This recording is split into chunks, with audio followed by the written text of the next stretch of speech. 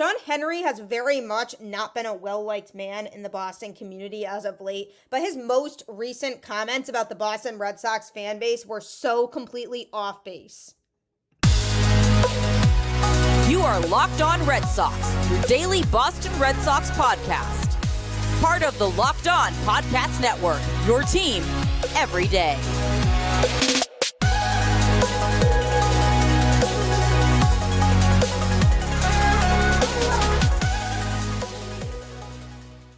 Hello and welcome to Locked On Red Sox, your daily Boston Red Sox podcast, part of the Locked On Podcast Network, your team every day.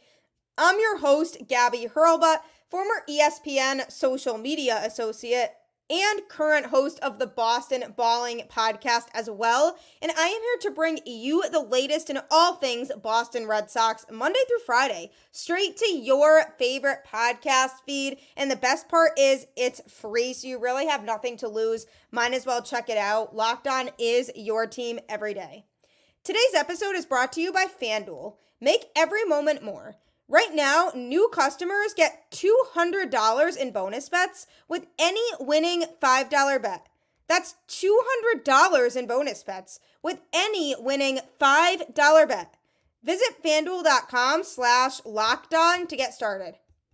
Hello and happy Monday. I know Mondays are not fun for anybody beginning of the week, but I hope it's not too difficult of a week for you. Unfortunately, the Red Sox did not help the matter by not sweeping the Chicago White Sox over the weekend and taking a split against a team that had literally been on a 14-game losing streak and only had 15 wins on the season going into the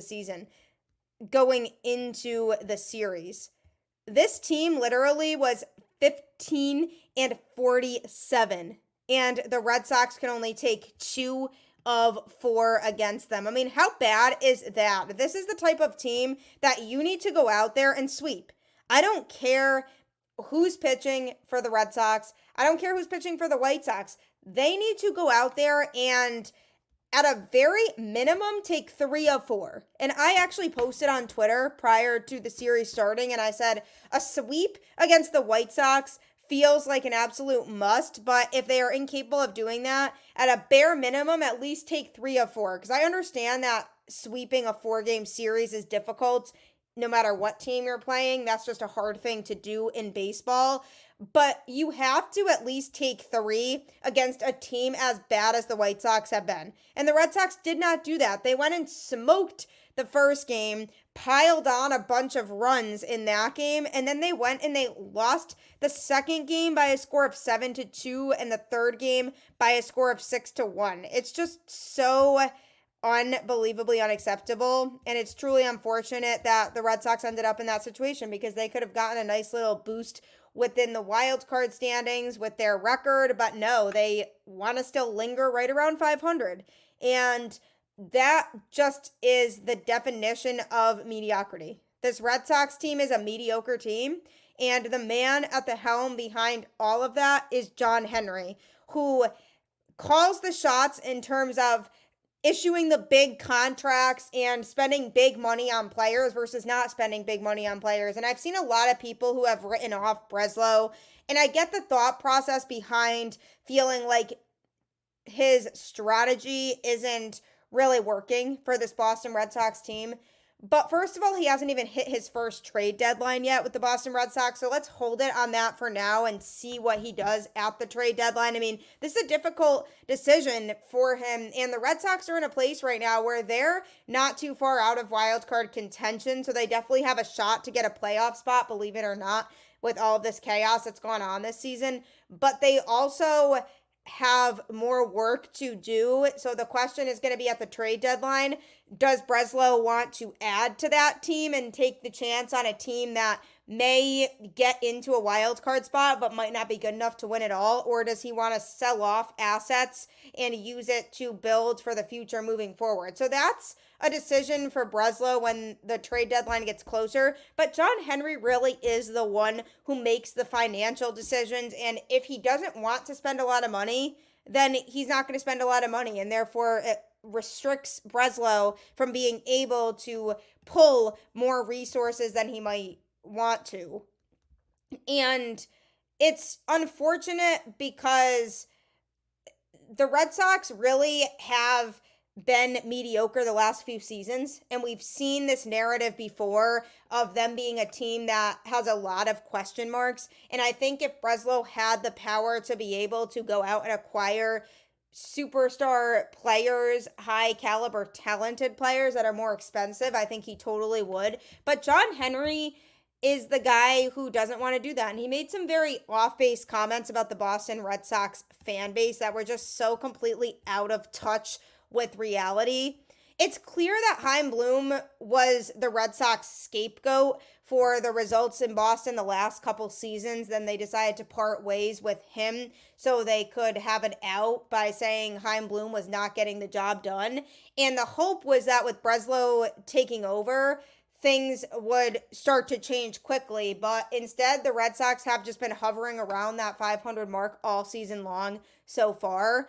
And some people have even said that that's been overachieving. And it's sad, especially when you're the Boston Red Sox, that 500 is considered overachieving. I mean, they definitely have the capability to do more. And John Henry had the nerve to say, after a team that won 108 games in the regular season in 2018 en route to the fourth World Series title this century, this team has just so very clearly been drowned in mediocrity since then. The team's season-high win total in the 5 full years since winning that World Series is 92 wins in 2021, while they've also endured 3 losing seasons, including back-to-back 78 and 84 campaigns in 2022 and 2023. When your team finishes with 78 wins 2 years in a row, wouldn't you want to be more aggressive in terms of fixing the team and adding so that you can be more competitive? One would think, but John Henry had the nerve to say, after, by the way, adding that he has no plans to sell the Boston Red Sox because he and his family have deep ties to the New England area. That alone is already frustrating because obviously he's lost a lot of interest in this Boston Red Sox team. So he should be selling the team because he clearly doesn't really care anymore. But he basically said that fans have unrealistic expectations for the Boston Red Sox and said that fans expect championships almost annually. They easily become frustrated and are not going to buy into what the odds actually are. 1 in 20 or 1 in 30. I mean, when you break down the numbers, he's not wrong. The chances of winning a World Series each season are 1 out of 20 or 1 out of 30, but that's really not the point. The point is that fans aren't expecting a World Series championship every year. We just want a feeling that there's that investment there from ownership in the front office, that they have the intent to build a roster that we as fans feel like can compete to win a ring. And nothing that the Red Sox have done over the past few years has given any of us a reason to feel that way and feel like they can contend. And honestly, the product that's been put on the field has felt lucky to even be in playoff contention when they have been. I honestly feel badly for Alex Cora and the roster he's been given, but it's pretty amazing that this team is at 500 with all the injuries right now and them not doing anything to replace injured players with real players. And instead, they're putting Garrett Cooper out there at first base. I mean, it's bad. And Bobby Dahlbeck's back in the Major League lineup. I mean, where does it get to the point where the front office realizes that this is not a fun product and that fans are not expecting to win a World Series every year? We know that they won't win a World Series every year. We just want to know that the front office is invested and is willing to put in the work that it takes to field a competitive baseball team that could fight for a wild card spot. And honestly, the Red Sox are one of the richest franchises in Major League Baseball, one of the most historic franchises in Major League Baseball. And for one, they're not retaining a lot of their players. They have a history over the years of not retaining guys that are very talented, that are worth it. In that sense, a heavy message to players that might be free agents when they're looking for somewhere to play. Why would they want to play in Boston? Because the Red Sox aren't giving them a reason to play there because these players are saying, well, I could have a really good season, but it won't matter because the Red Sox won't keep me anyway. So that alone is an issue, but it's also the fact that they're afraid to spend money. They're worried about the precious luxury tax. They don't want to go over that. And they are very much not going out and being aggressive when it comes to acquiring those high caliber players. And John Henry having the nerve to put that on the fan base is incredibly sad. And it's just really unfortunate that the Red Sox, as the franchise that they are, shouldn't be holding back resources, but they are. And it's disheartening, truly, being a fan. And it's absolutely disheartening that he, of all people, who has the money to make these things happen and just needs to pull out his wallet, is trying to put it on the fans by saying you're not going to win the World Series every year, and that's honestly the scapegoat for not fielding a competitive baseball team. It's honestly really sad, and I don't know what to say at this point about him, but if he doesn't sell the Boston Red Sox, we could see a state of mediocrity for a long time, because I know he's banking on that big three coming up and being very good in Marcelo Meyer, Kyle Teal, and Roman Anthony, and he wants them to be part of the core of the future. But what happens if any one of the three of them is not? Then you're looking at a few seasons of mediocrity, really for nothing, when they could have gone more aggressive and they could have added more pieces to field a competitive baseball team. So John Henry is not it. Could be public enemy number one in Boston right now, and for obvious reasons. I mean, it's rude for him to not expect Red Sox fans to want to see a competitive baseball team every year when he set that precedent a long time ago. So he needs to look in the mirror and figure out the direction for this baseball team, because those comments were very rude, very out of touch with reality, and very much not realistic to be able to just say the fans are at fault because they expect a World Series championship every year. No, how about you just put in some effort and you add pieces that you need so that this team can be competitive every year. And we as fans have something to root for and feel like we're watching a team that can compete for a playoff spot. That's what we're asking for, John Henry. So wherever you are out there in this moment, think about that, and hopefully moving forward, you set this team up for better success. Coming up, I'm going to be talking about a player who certainly has been set up for success for a while, but has hit a bump in the road. Should we be concerned? You'll find out. Get supplies from the site that's made for the skilled trades, SupplyHouse.com. SupplyHouse.com is the reliable way to order plumbing, HVAC, and electrical products online. Their easy-to-use website is packed with helpful resources and the latest product info to help you get the job done right. Shop a complete inventory of over 200,000 parts from over 400 top brands and get your order delivered right to your door with fast shipping from coast to coast. Need help with an order? Get expert support and industry-leading service from the friendliest folks in the business and talk to a real person every time. Pros in the skilled trades can get a competitive edge by joining SupplyHouse.com's free Trademaster program. Every Trademaster gets access to a dedicated phone line, free shipping, and discounts on every order. Join the thousands of trade pros already benefiting from their free membership at SupplyHouse.com/T-M and order plumbing, HVAC, and electrical supplies from anywhere with just a few clicks at SupplyHouse.com. Always great to have access to those electrical resources. So Supply House absolutely can help you out for sure. You can also win a ton of money on sports betting if you check out FanDuel. Summertime means baseball, the NBA Finals, and more. And you can bet it all on FanDuel. Right now, new customers get $200 in bonus bets with any winning $5 bet.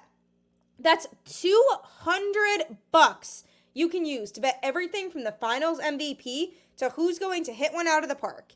Visit FanDuel.com/lockedon and add a big win to your summer bucket list. FanDuel, America's #1 sportsbook.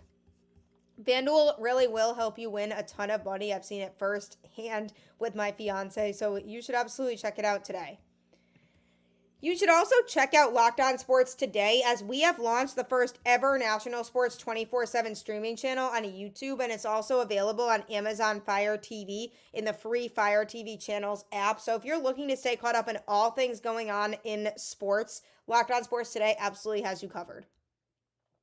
In talking about the Boston Red Sox and John Henry being completely out of touch with reality and using the fans' false expectations as a way to cheap out on this baseball team, it's showing in the results, in the fact that the Red Sox split a series against the very bad Chicago White Sox over the weekend, a team they absolutely needed to sweep. And in the Saturday game, they lost 6-1 with Brayan Bello pitching. He took the loss. He's now 6-3 on the season. He went 4.2 innings, giving up 9 hits and 5 earned runs. He also walked 3 and just struck out 2. Now, the lack of strikeouts have always been an issue for him. He's struggled for a long time to generate swings and misses, and that's something he still very much needs to work on. But he has had some issues lately. He now has a 4.78 ERA on the season over 11 starts, with 51 total strikeouts and 58.1 innings pitched. Now, he has generally been okay, especially to start the season. His first few starts of the year were very good, but then he kind of lost touch with some things. Like in this most recent start, his velocity was down and his command was very much off. And the thing about Saturday's game is he looked very good at first. He was cruising, he was not giving up a lot of base runners, and he looked dominant through 4 innings. And it was definitely just a 5th inning that just completely unraveled for him. He even said it was one of his more frustrating starts in the majors. He was taking the outing completely hard. But the thing is, he had gotten off to a strong start this season, carrying a 3.04 ERA through his first 5 outings. Then he went on the 15-day IL on April 24th due to right lat tightness, and he returned on May 12th. And in 6 starts since returning, he has a 6.25 ERA in 31 2/3 innings. So he has not been pitching nearly as well as he did early on, and I worry that the injury was impactful in his performance when he got injured and then came back and was removed from the game for a little bit. It affected his game and how he pitches, and he's having a hard time bouncing back now. He liked the way he started the season, felt like all of his pitches were in a good place and that he was executing well, but he knows that after the IL stint, things haven't really been going the way that he wants them to. He's had a ton of highs and a ton of lows. And Alex Cora did point out, and this is very true, that in his previous 3 starts prior to the start against the White Sox, he had a bad inning in 2 of those 3, like 1 bad inning. On May 22nd against the Rays, he allowed 3 runs in 6 innings.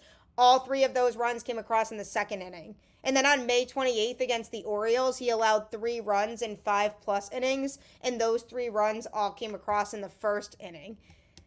On Saturday, with just 2 strikeouts and the 5 runs on 9 hits, Cora did say his stuff wasn't as great. He just needs to go back to the drawing board, get through this, and be ready for the next one and figure out what went wrong. It was just tough because he only needed 59 pitches to complete the first 4 scoreless innings. And then he surrendered a 1-out double to Danny Mendick in the 5th inning, but then responded by getting Martin Maldonado to fly out to center field.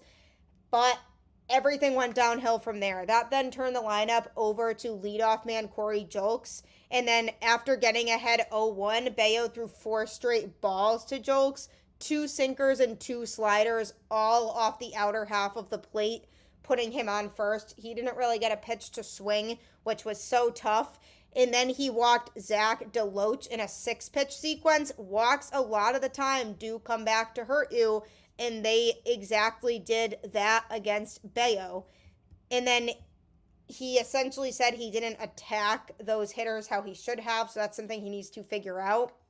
And then Andrew Vaughn reached on an RBI infield single following the 2 consecutive walks. And then it set the table for Gavin Sheets, who, by the way, was just a pain in the series.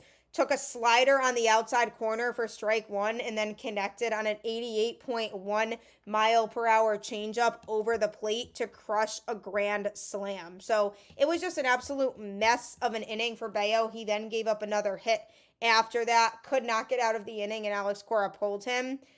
But it was just a very frustrating, tough inning to watch, and then the Red Sox just could not come back from that and win the game. Bello's changeup continues to be one of his best pitches. He's thrown it second most frequently the past 2 seasons, behind just his sinker. In 2023, opponents had a 196 average, 291 slugging percentage, and 38.7% whiff rate against his changeup. And then this season, entering Saturday's game, opponents had hit 127 with a 310 slugging percentage and 35% whiff rate against that pitch. He knows it's one of his better pitches. He needs to continue to work on it and continue utilizing it. But he needs to also improve his maturity and not being as reactionary, because he did slam his glove after he couldn't get out of that 5th inning on Saturday because he was very frustrated. And Alex Cora said it was out of character for him, but it did come in the heat of the moment. He does need to learn to manage himself in those situations and just still conduct himself with professionalism. So that's something that he needs to work on. And his offense didn't help him at all. The Red Sox finished just 1 for 11 with runners in scoring position on Saturday. So that was another issue. But he can start on a clean slate and get back on track, hopefully in his next outing. A couple tough opponents this week, so could be a crucial start for Bello in his next one. But it's a work in progress. He definitely has electric stuff, but he's still learning at the big league level. The more he pitches, the better he's going to be. But he just needs help and needs to give the Red Sox a chance to win. That's all we can really ask for from him, and I feel like he just is struggling right now. And the question is this something that we should be concerned about? Is it something that's going to happen long term that Red Sox fans need to worry whenever he's out there? It's hard to say. I mean, what if he's just not acclimating well to Andrew Bailey's system?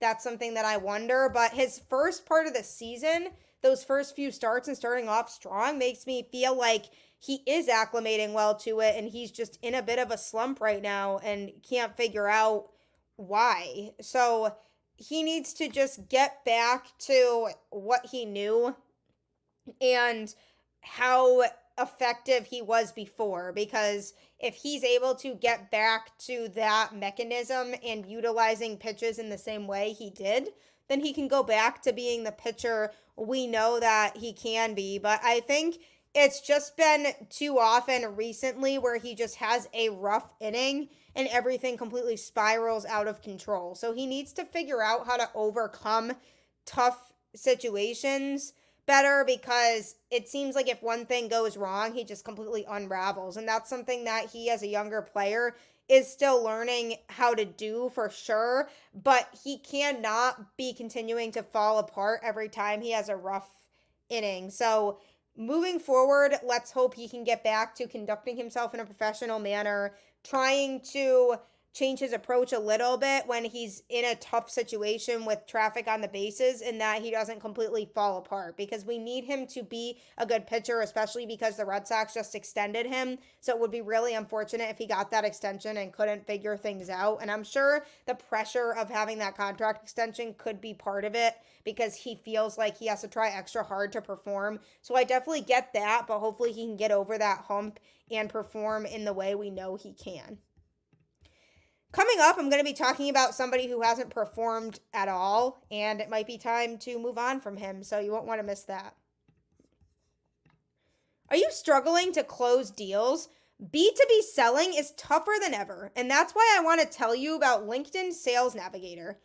LinkedIn Sales Navigator is a sales intelligence platform that helps professionals effectively prospect and engage high-value customers, drive higher revenue, and increase sales performance. Sales Navigator helps you target the right buyers, surface key signals such as job changes or which accounts you should prioritize, and shows you hidden allies so you can find those buyers that are most likely to convert. Fueled by LinkedIn's 1 billion member platform, Sales Navigator gives you the most up-to-date first-party data, enabling you to unlock conversations with the people that matter. Right now, you can try LinkedIn Sales Navigator and get a 60-day free trial at linkedin.com/lockedon. That is linkedin.com/lockedon for a 60-day free trial. Let LinkedIn Sales Navigator help you sell like a superstar today. Just go to linkedin.com/lockedon and get started. I worked in sales for a brief period of time, would not do it again. It's so tough, but might have been a little bit easier on me if I had LinkedIn Sales Navigator that I could utilize. So if you're trying to close deals, it's absolutely the spot for you. This is also just a reminder to check out Locked On Sports Today on YouTube or on Amazon Fire TV and the free Fire TV Channels app. It's a 24/7 streaming channel that will keep you up to date in the biggest storylines in sports with all of our experts here at Locked On. So if you're looking to stay caught up and you don't want to rely on scrolling through social media to catch up, Locked On Sports Today absolutely is the place for you. The Boston Red Sox really need to start winning more consistently. They have been so up and down this season, and they have been the perfect definition of mediocre. They are afraid to go much above 500, it seems. So they need to figure that out. And this most recent series against the White Sox was frustrating in that the Red Sox only came away with a split. They should have done much better than that. And they had some struggles on both sides of the ball, both from a pitching standpoint and from an offensive standpoint, not being able to bring the bats. But one pitcher we absolutely need to have a conversation about that pitched in the series is Chase Anderson. He came in the loss on Saturday when the Red Sox took a 6-1 defeat. He pitched 3.0 innings, giving up 1 hit and 1 earned run. He also walked 1 and struck out 1, and he gave up a home run. He, on the season, now has a 4.41 ERA, which when you look at that on paper, it's like, all right, not terrible. But as a reliever, it's pretty bad. If you're a reliever and you're only pitching 1 or 2 innings every outing, you are expected to go out there and perform at a high level. And he has not been able to do that because you need to go out there and get the job done. And a lot of the time he gives up at least 1 run. In a lot of his starts this season, he's given up some runs. In an outing on May 17th at the Cardinals, he came in 2 innings of relief, gave up 4 hits and 3 earned runs. He walked 3 batters as well. He also walked 3 batters in his next outing versus the Brewers on May 24th, gave up 1 earned run there. So the walks are an issue for him, and the earned runs given up are an issue for him. He's given up 17 earned runs on the season, 6 home runs, 12 walks, and he struck out 18. So he's been very inconsistent. He's had some outings where he's looked really nice. He had a good stretch between May 4th and May 15th where he looked very strong, giving up no earned runs, and he didn't walk anybody in those outings from May 8th to May 15th. So that was a very solid stretch for him. But he does not have a lot of good command, which is why he generates a lot of walks, gives up a lot of free passes, and more often than not, those free passes have come back to haunt him. And that's very tough because if you're the Red Sox, you want reliable arms out of your pen. And the biggest thing about Chase Anderson is that he is the guy they bring in games where they don't really have a chance, where they're losing and they feel like they can't win. And that's always the sure sign to me that Alex Cora is throwing a game in the towel, is when he brings in Anderson because he doesn't want to waste other arms in his bullpen that he could use in other games later on where the Red Sox are in a tight game and have a chance to win. So it's always if the Red Sox go down in a game like that, 6-1 or 7-2, or they're just losing by a lot and it's late in the game and they likely won't come back, that is when Cora turns to Chase Anderson. He does not pitch in high leverage situations, and he couldn't handle that, I think, because he has the command issues. If he was pitching in high leverage, it would be a problem because he would not be able to control himself, and it would be at the point where he's a liability when it comes to not giving up runs when they really need him to come through. And I wouldn't trust him at all in those types of situations. He is the weakest reliever on the team to me. And it's not to say that he's the only one at fault for when the Red Sox lose these games and the bullpen blows it, but he certainly is somebody who we can't trust. And if the Red Sox are going to hang on to him, these are the only scenarios in which he should be pitching, or when the Red Sox are losing by a lot and they have no chance to come back and win, or they're winning by a lot and they have a huge cushion and it would basically be impossible for him to blow it at that point. And while it sometimes can be nice to have an arm like that in your bullpen so that you can conserve other guys for later games that you have a chance in, it also is very frustrating watching him pitch. And I'd be curious to see what the Red Sox do with him. Could he be somebody who isn't on this roster anymore when one of their pitchers comes back who's down with an injury? That could be interesting. I mean, Isaiah Campbell is still on the injured list. Chris Martin's still on the injured list. So when they come back, I'm sure there's a chance that Chase Anderson gets the boot at that point. And we are definitely missing Chris Martin because there are so many times where he could come in close games and really be beneficial for the Red Sox. I was even thinking on Sunday, I mean, Kenley Jansen pitched and the Red Sox won in extra innings. He pitched 2 innings, and it was good that they were getting him some reps because he hadn't pitched in a week. So I was happy to see Kenley in there, and he looked really good. But in that situation, it might have been the type of scenario where Chris Martin pitches the 8th. The Red Sox were only down 1 run, and they were trying to keep it close so that they could eventually come back and win that game. So they did have Martin in those types of situations in the past. So that would be a scenario in which he pitches, and then maybe they bring Kenley in the 9th inning after the Red Sox tied the game at 4. So I'm definitely missing Chris Martin, huge part of this bullpen. And yes, he's had kind of a rocky season, but he is just taking some time mentally to get himself back on track, and hopefully when he comes back, he can be better than ever. But Chase Anderson, you have to wonder if his time is running out and Alex Cora is just kind of milking it so that he doesn't have to waste his good pitchers. But my gosh, is this guy frustrating to watch. I mean, he just can't stay consistent when he's on the mound. And I'm just hoping that his time is going to expire soon, because I think that would be the best thing for everybody, is if we don't have to see him pitch for much longer. But hopefully we don't have to see him in a lot of these games coming up here against the Phillies and Yankees, the 2 teams with the best records in baseball that are both coming to Boston this week. So this is a big week for the Red Sox. They have not shown that they can consistently beat the teams that are very good, that have been dominating their opponents this year. And this is their chance to go head to head with 2 of the teams that have a good chance of making deep playoff runs. And if the Red Sox can go out there and make a statement against these teams, that will say a lot about the toughness of these Red Sox and really where they're at compared to these teams. Because if they go out there and they absolutely get smoked by both of these teams, then that just goes to show truly that they are very far behind everybody else. But if they can go out there, play competitive baseball, keep it close, and hopefully win those 2 series, that would be so ideal. And then that would almost give us a sense of hope that they can still be in the mix, especially once they get their injured players back. So going to be a big week this week for the Boston Red Sox, and we can help them out by keeping the faith. Go Red Sox, and I will catch you on the flip side.